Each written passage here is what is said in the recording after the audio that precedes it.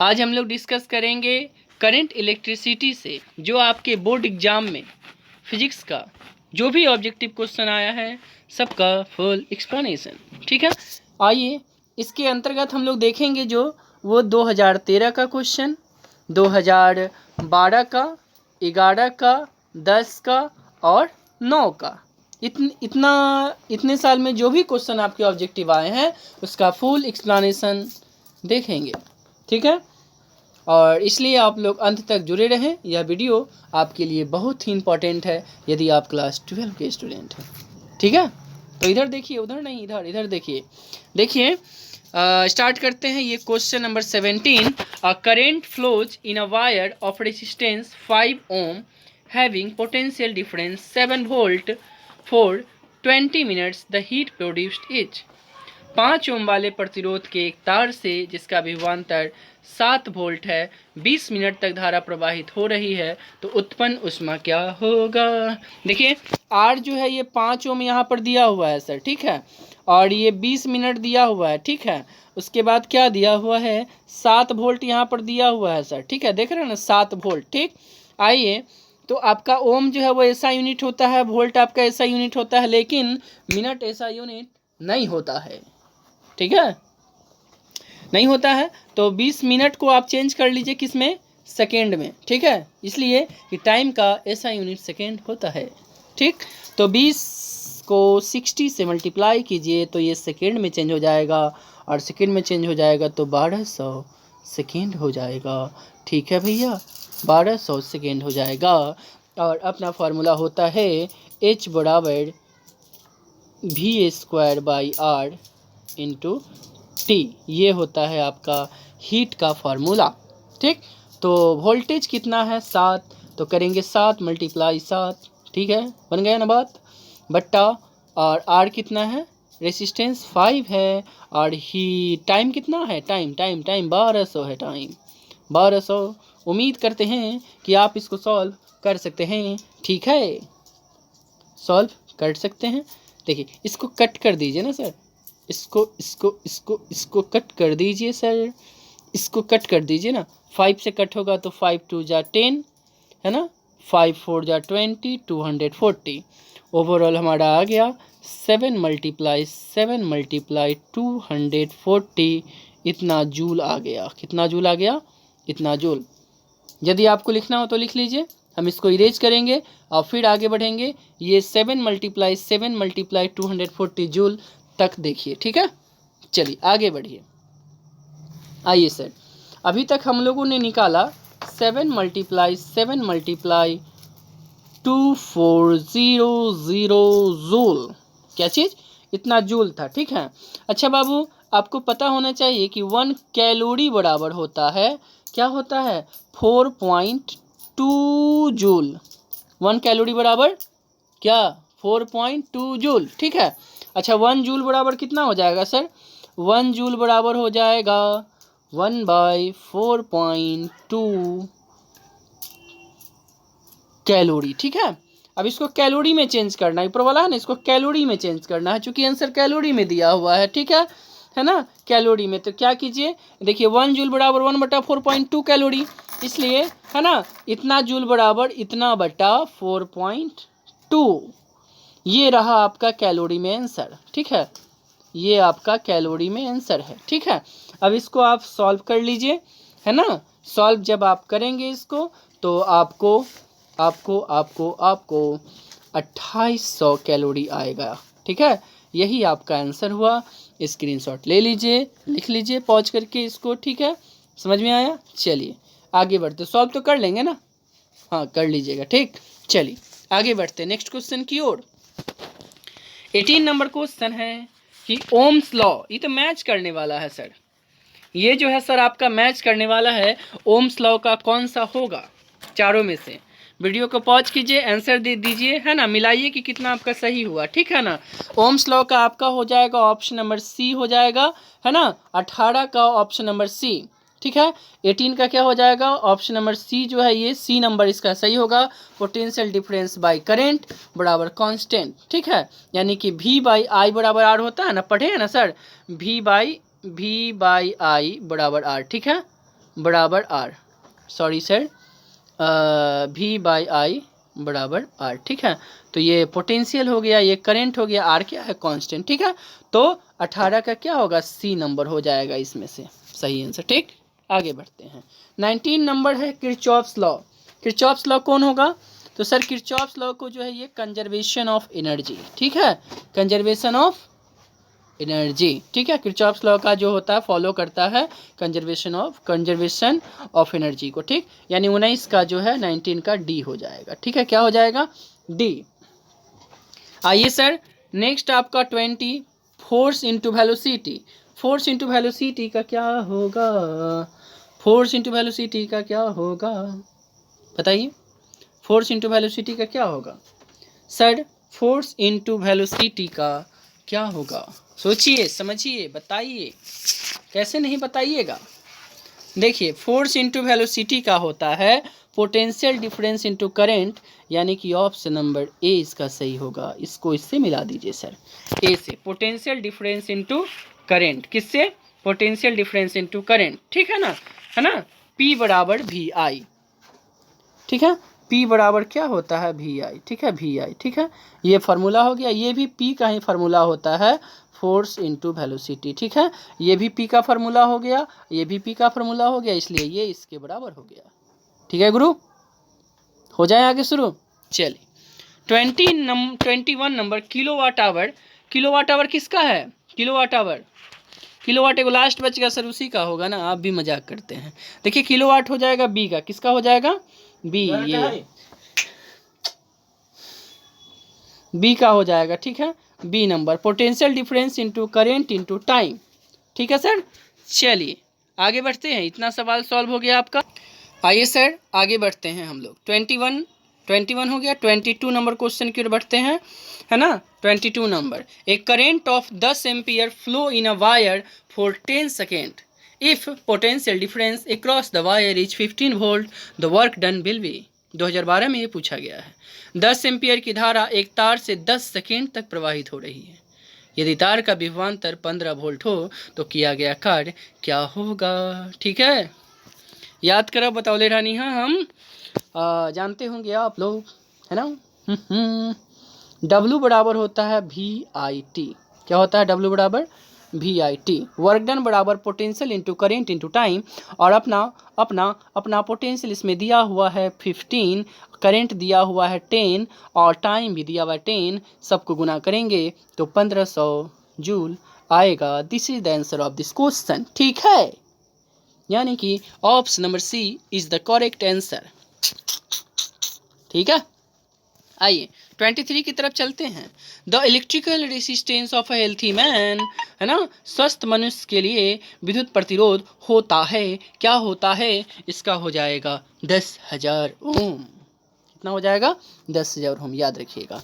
Next question 24 की तरफ चलते हैं कि 1 kWh बराबर क्या होगा, है ना, क्या होगा सर बताइए। इसका हो जाएगा ऑप्शन नंबर ए हो जाएगा। ठीक है, 3.6 इंटू 10⁶ जूल कूल। आगे बढ़ते हैं हम, दिखाते हैं अपना दम। चलिए देखिए 25 नंबर क्वेश्चन है कि अ cell of EMF 1.5 volt is connected with an ammeter of resistance 0.05 ohm if the current in the circuit is 2.0 ampere, the internal resistance of the cell is. एक 0.05 प्रतिरोध वाले मीटर को 1.5 वोल्ट विद्युत वाहक बल के सेल से जोड़ा जाता है। अगर 2.0 एम्पियर की धारा परिपथ में बहती है तो सेल का आंतरिक प्रतिरोध क्या होता है ना, सेल का आंतरिक प्रतिरोध क्या होता है। तो सर आपको पता हो कि सेल का आंतरिक प्रतिरोध का फार्मूला इंटरनल रेसिस्टेंस का R बराबर E/I माइनस R होता है। ठीक है, तो देखिए E जो अपना है 1.5 है ना, और I जो है वो 2 है, और रेसिस्टेंस दिया है 0.05। अगर आप इसको सॉल्व करेंगे तो आपका आ जाएगा आंसर, क्या हो जाएगा आंसर, आ जाएगा आंसर 0.7। कितना हो जाएगा, 0.7। ठीक है, इसको सॉल्व कर लीजिएगा, स्क्रीनशॉट ले लीजिए, है ना। तो कौन सा आंसर हो जाएगा, इसका आंसर हो जाएगा ऑप्शन नंबर डी डी हो जाएगा 0.7 ओम। ठीक, आइए नेक्स्ट क्वेश्चन की तरफ बढ़ते हैं। Kilowatt hour KW is unit of, KWH is unit of, किसका यूनिट होता है? KWH एनर्जी का होता है, ऊर्जा का। ठीक है, option number B is the correct answer of this question.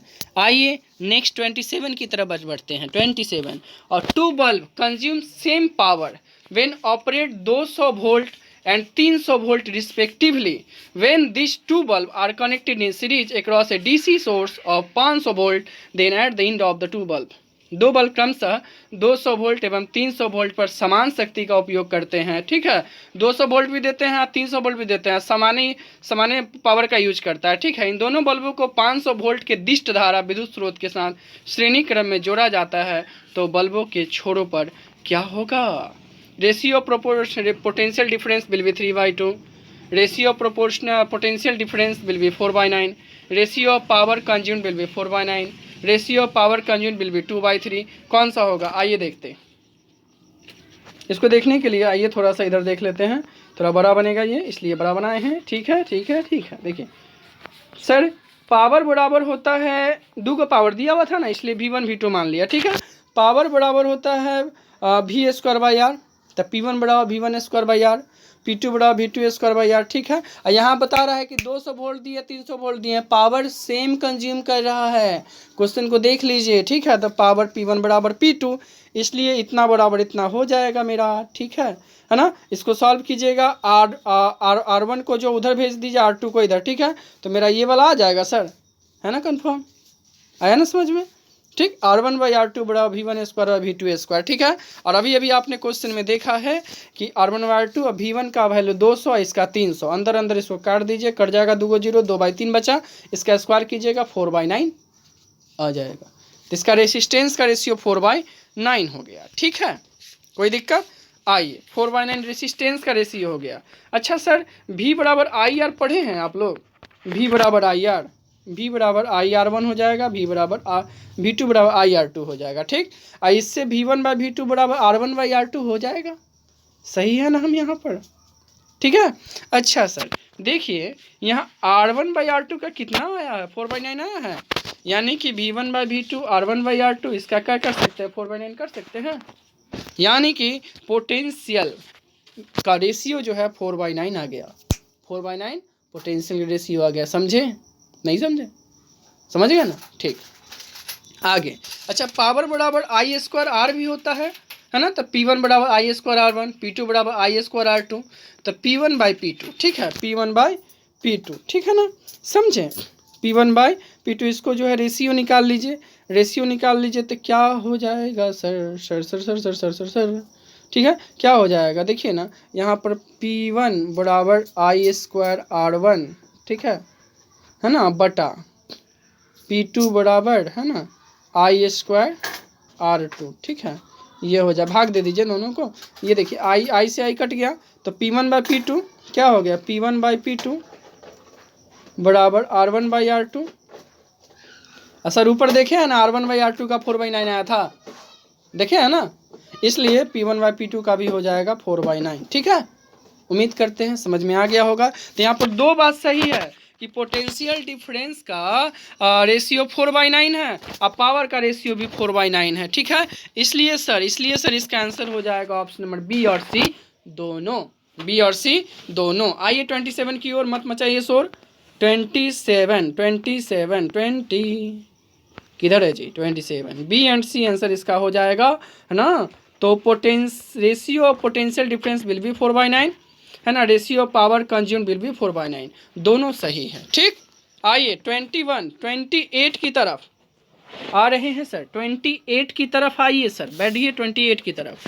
To increase sensitivity of a potentiometer reads, क्या होता है? किसी विभवमापी की संवेदनशीलता को बढ़ाने के लिए क्या करते हैं, है ना, तो area should be increase, area को बढ़ा देंगे, उसकी संवेदनशीलता यानी सेंसिटिविटी बढ़ जाएगा सर। ठीक है, option number A is the right answer 28 का। आइए 29 की तरफ। हाँ 29 से पहले देख लीजिए सर, पहले पूछा जाता था, अब नहीं पूछा जाता है। ये स्टेटमेंट रीजन टाइप क्वेश्चन है ना। पहला है कि both are statement are true and statement 2 is the correct explanation of statement 1, यानी दोनों कथन सही है, अतः कथन 2 कथन 1 की सही व्याख्या कर रहा है, याद रखिएगा। है ना। बी नंबर है both statement are true and statement 2 is the not correct explanation of statement 1। दोनों सही है लेकिन करेक्ट एक्सप्लेनेशन नहीं है। तीसरा नंबर है कि 1 इज ट्रू, कौन है, 1 is true but statement 2 is false. पहला सही है दूसरा गलत है। नेक्स्ट नंबर है फर्स्ट इज फॉल्स, पहला गलत है और स्टेटमेंट 2 इज ट्रू, दूसरे सही है। ठीक, याद रखिएगा इसको। ठीक है, इसी आधार पर क्वेश्चन को आगे करते हैं अपने लोग। आइए, हाँ तो दोस्तों आइए क्वेश्चन करते हैं ये 29 नंबर। ठीक है, the temperature coefficient of resistance is always positive. प्रतिरोध के ताप गुणांक हमेशा धनात्मक होता है। स्टेटमेंट 2 है the resistance of metal and it's alloys increases with the rise of temperature. धातु एवं उसके मिश्र धातु का प्रतिरोध ताप के साथ बढ़ता है। ये स्टेटमेंट 1 है और स्टेटमेंट 2 है। देखिए इसमें कौन सा सही है और कौन सा गलत है दोस्तों। ठीक है, देखिए 29 में देखिए the temperature coefficient of resistance is always positive, है ना सर, ये गलत है। ठीक है, ऐसा नहीं होता है। ठीक है, नेक्स्ट जो है the resistance of metal and it's alloys increases with the rise of temperature. धातु एवं उसके मिश्र धातु का प्रतिरोध ताप के साथ बढ़ता है, ये सही है। ठीक है दोस्तों, ये जो है आपका सही है। ठीक, यानी कि इसका ऑप्शन नंबर कौन सा हो जाएगा, तो ऑप्शन नंबर डी हो जाएगा। कौन सा हो जाएगा इसका 29 का, ऑप्शन नंबर डी। ठीक है, पहला गलत दूसरा सही। ठीक है, ऑप्शन नंबर डी। देख लीजिए डी क्या कहता है, statement 1 is false but statement 2 is true. कथन 1 असत्य है परंतु कथन 2 सही है। यानी कि 29 का पहला कथन जो है वो गलत है और दूसरा सही है, यानी कि ऑप्शन नंबर डी जो है वो राइट आंसर होगा। समझ में आया। चलिए आगे बढ़ते हैं। 30 नंबर, पोटेंशियोमीटर मेजर ईएमएफ। ठीक है, विद्युत मापी विद्युत विभव मापी विद्युत वाहक बल मापता है। Volt meter major potential difference, है ना, और वोल्ट मीटर विभवांतर मापता है। ठीक है, आपको सोचना है कि इसका आंसर कौन सा होगा। ठीक है, ठीक, देखिए सर ऑप्शन नंबर ये जो पहला है स्टेटमेंट 1 ये सही है, क्योंकि विभव मापी विद्युत वाहक बल मापता है, सही है।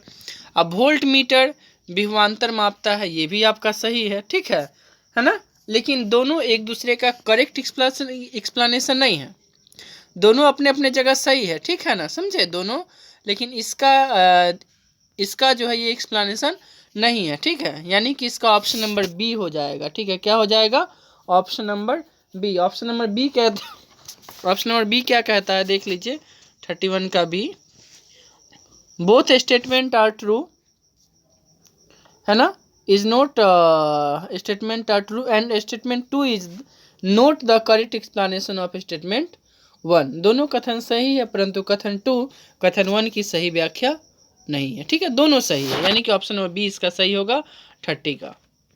ठीक है, option number B is the right answer of this question, दोनों सही है। ठीक, आइए नेक्स्ट 31 का। हाँ तो दोस्तों 31 का, out of galvanometer ammeter and volt meter the resistance is highest of volt meter and lowest of ammeter. सही है क्या, गैल्वेनोमीटर एमीटर तथा वोल्ट मीटर में सबसे अधिक प्रतिरोध वोल्ट मीटर का होता है तथा सबसे कम एमीटर का। एकदम सही है, एकदम सही है, याद रखिएगा पहला तो सही हो गया। ठीक है, एमीटर तथा वोल्ट मीटर में सबसे अधिक प्रतिरोध जो है ना वो वोल्ट मीटर का होता है। ठीक है, सबसे ज़्यादा रेसिस्टेंस, और सबसे कम जो है एमीटर का होता है, पहला सही है। दूसरा, an ammeter is always connected in series. सही है, एमीटर को हमेशा सीरीज में ही जोड़ा जाता है, but the volt meter is connected in parallel in an electric circuit. Volt meter को पैरेलल में जोड़ा जाता है। सर दोनों सही है, पहला भी सही है दूसरा भी सही है, लेकिन एक दूसरे का जो है वो करेक्ट एक्सप्लेनेशन नहीं है, है ना। पहले स्टेटमेंट का दूसरा स्टेटमेंट जो है वो करेक्ट एक्सप्लेनेशन नहीं है, इसलिए इसका कौन सा आंसर हो जाएगा, ऑप्शन नंबर बी इसका सही हो जाएगा। कौन सा हो जाएगा, ऑप्शन नंबर बी जो है इसका सही होगा 31 का। ठीक, दोनों सही है ना, लेकिन स्टेटमेंट 1 का स्टेटमेंट 2 जो है वो 1 का सही एक्सप्लेनेशन नहीं है, लेकिन दोनों अपने अपने जगह पे सही है। ऑप्शन नंबर बी जो है इसका सही आंसर होगा। आइए 31 के बाद चलते हैं 32 पर। ठीक है। The electrical lamp light up immediately after switch is on. किसी विद्युत बल्ब को संचालित करने पर बल्ब तत्काल प्रज्वलित हो जाता है। क्या होगा इसका बाबू? देखिए इसका हो जाएगा आपका, ये तो सही है ना, है ना। विद्युत बल्ब को संचालित करने पर बल्ब तत्काल प्रज्वलित हो जाता है। The electrical lamp light up immediately after switch is on. जैसे स्विच ऑन करते वैसे ही जलने लगता है। सही है ये। दूसरा है the free electron of wire move with speed of light. ठीक है, यानी कि तार में उपस्थित मुक्त इलेक्ट्रॉन प्रकाश के वेग से चलता है। क्या ये सही है? गलत है ये। ठीक है, गलत है ये। ठीक है, यानी पहला सही और दूसरा गलत। पहला सही और दूसरा गलत। ये जो ऑप्शन है वो सी के अंतर्गत आता है, ध्यान दीजिएगा। पहला सही हो और दूसरा अगर गलत हो तो ये जो है ऑप्शन आता है सी के अंतर्गत, इसलिए इसका आंसर सी होगा। देख लीजिएगा पीछे। आइए 33 नंबर और आज का लास्ट क्वेश्चन है ये 33 लास्ट क्वेश्चन। ठीक। A large dry cell has higher EMF. ठीक है, a large dry cell has higher EMF. एक बड़े सूखे सेल का विद्युत वाहक बल उच्च होता है। सही है ये, है ना। एक large dry cell has higher EMF. एक बड़े सूखे सेल का विद्युत वाहक बल उच्च होता है। एकदम सही है ये। ठीक है, आइए नेक्स्ट पढ़ते हैं। The EMF of a dry cell is proportional to its size. किसी सेल का विद्युत वाहक बल इसके आकार के समानुपाती होता है। ये भी एकदम सही है। ठीक है, और देखिए स्टेटमेंट 2 जो है ना 1 का करेक्ट एक्सप्लेनेशन कर रहा है, पूरा व्याख्या कर रहा है ना। 1 कह रहा large dry cell has higher EMF. ठीक है, हायर ईएमएफ। और स्टेटमेंट 2 कह रहा था EMF of a dry cell is proportional to its size. किसी सेल का विद्युत वाहक बल इसके आकार के समानुपाती होता है। ठीक है, दोनों सही है। और स्टेटमेंट 1 को जो है स्टेटमेंट 1 को जो है ये 2 व्याख्या भी कर रहा है। करेक्ट एक्सप्लेनेशन है 2, स्टेटमेंट 2। ठीक है, इसलिए कह सकते हैं ऑप्शन नंबर ए जो है वो सही है। ऑप्शन नंबर ए सही है। ठीक, चलिए ये रहा, मैंने आपको इन सारी क्वेश्चन का पूरे फुल एक्सप्लेनेशन के साथ आपको बताया। उम्मीद करते हैं कि आपको 100% समझ में आया होगा। ठीक है दोस्तों, अगर समझ में आया तो हमारे चैनल को लाइक सब्सक्राइब कर दीजिए और जितने भी 12 के स्टूडेंट हो उनके पास भेज दीजिए।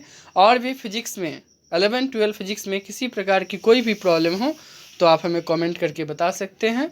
हम आपका पूरा प्रयास करेंगे कि आपकी प्रॉब्लम को सॉल्व करें। ठीक है दोस्तों, धन्यवाद।